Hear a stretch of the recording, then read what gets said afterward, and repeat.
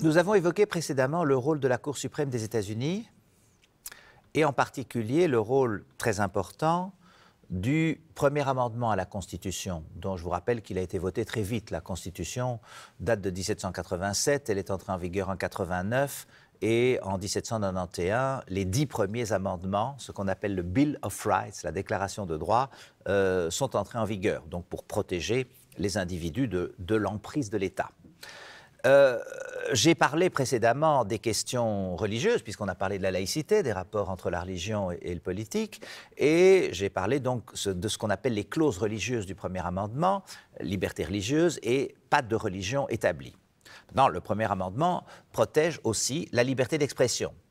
Dans le premier amendement, c'est liberté de la presse, liberté de parole, parce qu'à l'époque, ce qu'il fallait protéger, c'est ce qui existait comme médias, c'est-à-dire soit les discours publics que faisaient les gens, soit ce qu'on écrivait dans la presse.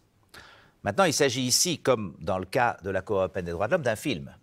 Et c'est le premier arrêt, donc cet arrêt dont je vous parle, qui est un arrêt qui date de 1952 et qui s'appelle Joseph Burstein contre Wilson, Joseph Burstein v. Wilson. C'est le premier arrêt dans lequel la Cour suprême dit le cinéma est aussi protégé.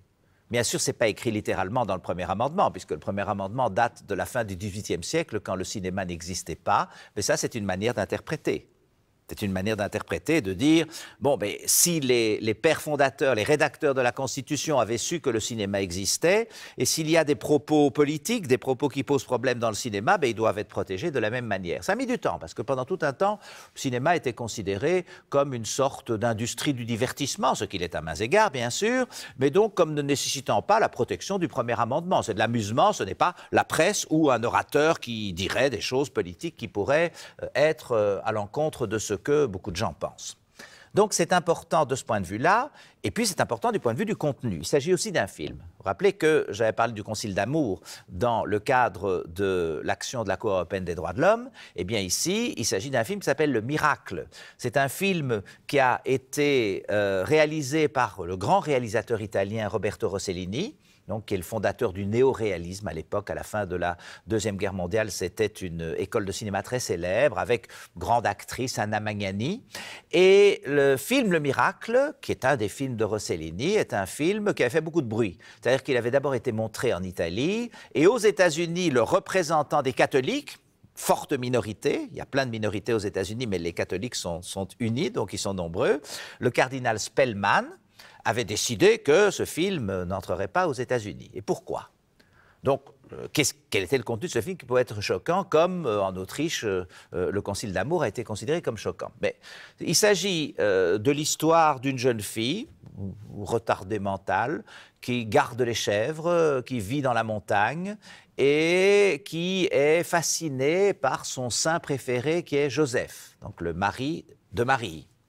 Et un moment, quelqu'un arrive, elle croit que c'est Joseph. En tout cas, Joseph, le prétendu Joseph, se couche à ses côtés, lui offre du vin, commence à la caresser, puis on ne sait pas ce qui se passe. Et puis, il y a le plan suivant, et au bout de 3 mois, on voit qu'elle est enceinte. Donc on ne sait pas ce qui s'est passé. Elle est enceinte peut-être de Joseph ou enceinte d'un homme qui, sachant au fond les fantasmes de cette jeune fille assez arriérée mentale, en a profité. On ne sait pas. On ne sait pas. En tout cas, elle croit qu'elle porte le fils de Joseph et elle se fait d'ailleurs jeter de son village par une population catholique bigote qui ne supporte pas les filles mères. Donc il y a une espèce de satire ou de critique de la mentalité catholique des campagnes ou des montagnes en Italie. Qui ne plaît pas aux autorités religieuses, et puis surtout à la suite encore pire, puisqu'elle décide, puisqu'elle porte selon elle l'enfant de Joseph, d'aller accoucher dans une église. Et donc elle finit d'accoucher dans l'église en portant le fils de Joseph. Cardinal Spellman disait ça c'est blasphématoire au possible de traiter comme ça des figures comme Joseph, l'église, les villages catholiques, et donc il dit ça n'entrera pas aux États-Unis. Alors, le film arrive aux États-Unis, il est projeté pendant une semaine ou deux, et puis il est interdit par une commission de censure. Et cette commission de censure considère que le film est blasphématoire. Et là, évidemment, Joseph Burstein, qui est le distributeur, qui est l'équivalent de l'association Otto Preminger dans l'affaire du Concile d'Amour en Europe, Joseph Burstein, évidemment, essaye de faire valoir ses droits. Et il perd chaque fois, et puis finit par porter l'affaire devant la Cour suprême des États-Unis. Je vous rappelle que la Cour suprême des États-Unis est la gardienne de la Constitution. La Constitution comprend le premier amendement qui garantit la liberté d'expression. Et donc, Joseph Burstein espère gagner devant la Cour suprême en disant « Moi, je défends la liberté d'expression et regardez, j'ai été censuré d'une façon qui est inconstitutionnelle puisque la Constitution garantit la liberté d'expression. » Effectivement, il gagne. Effectivement, il gagne. À la différence, rappelez-vous, de la Cour européenne des droits de l'homme où l'association Otto Preminger, distributrice de cet autre film, Le Concile d'amour, avait perdu. Bon. Alors, que dit la Cour? La Cour utilise une métaphore intéressante et très parlante, d'ailleurs, qui est celle du bateau. Hein. Elle dit que se passerait-il si nous décidions d'accepter de censurer un film pour blasphème?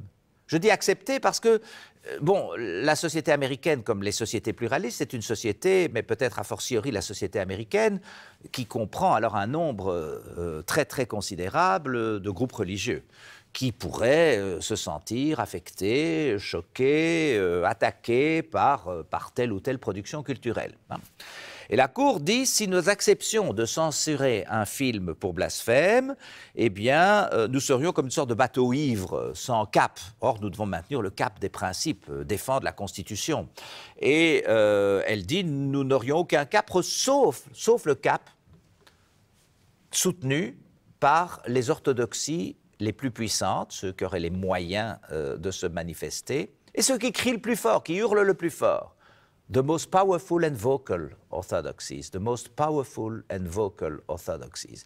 Et ça, nous ne pouvons pas le faire parce qu'évidemment, ce serait totalement absurde par rapport à l'idée de neutralité qui est liée au fait qu'il n'y a pas de religion établie. Et si nous commencions à accepter ce que demandent ceux qui sont les plus puissants et ceux qui crient le plus fort, ben, ce serait tout à fait biaisé et donc nous devons rester extérieurs. Et donc la Cour dit très clairement que s'il existe des productions culturelles, des écrits, des films en l'occurrence, qui sont considérés comme répugnants, elle dit à tort ou à raison d'ailleurs, hein, bon, c'est pas à nous de juger, qui sont considérés comme répugnants par une partie de la population, c'est comme ça, rien n'est parfait, mais ce n'est pas de la compétence de l'État, ce n'est pas le rôle de l'État d'intervenir là-dedans. Et elle dit donc que quand on a censuré le film distribué par Joseph Burstein, eh bien, on a eu tort. La Constitution protège la liberté d'expression cinématographique. Et s'il s'agit de débats d'idées, certes, quand on parle de religion ou d'idées comme ça auxquelles les gens tiennent beaucoup, ça peut choquer des gens, mais tant qu'il ne s'agit pas d'attaques contre les personnes, etc., le débat d'idées doit être le plus libre possible. Et donc, la Cour suprême prend une attitude qu'on appelle libérale, c'est-à-dire qu'elle défend la liberté d'expression. Elle dit oui, il y a des gens qui considèrent que c'est répugnant, mais ce n'est pas le rôle de l'État d'intervenir, donc de censurer. Il s'agit donc d'une attitude très différente de celle de la Cour européenne des droits de l'homme. Je vous rappelle que l'arrêt de la Cour européenne des droits de l'homme, c'est 42 ans plus tard, 1952, 1994, et que dès 1952, la Cour suprême des États-Unis adopte donc une attitude très protectrice de la liberté d'expression, même dans un pays dans lequel on est beaucoup plus religieux. C'est ça qui est un petit peu le paradoxe, ou dans lequel le président des États-Unis prête serment sur la Bible, on en a parlé précédemment, mais c'est comme ça, la liberté d'expression est une valeur tout à fait centrale aux États-Unis et elle contrebalance ce poids de la religion qui est sans doute plus fort qu'en Europe, mais bon, là, il y a une défense très, très intransigeante de la liberté d'expression. Donc, j'ai dit, il y avait des limites de la liberté d'expression qui étaient acceptées par tous, diffamation, etc.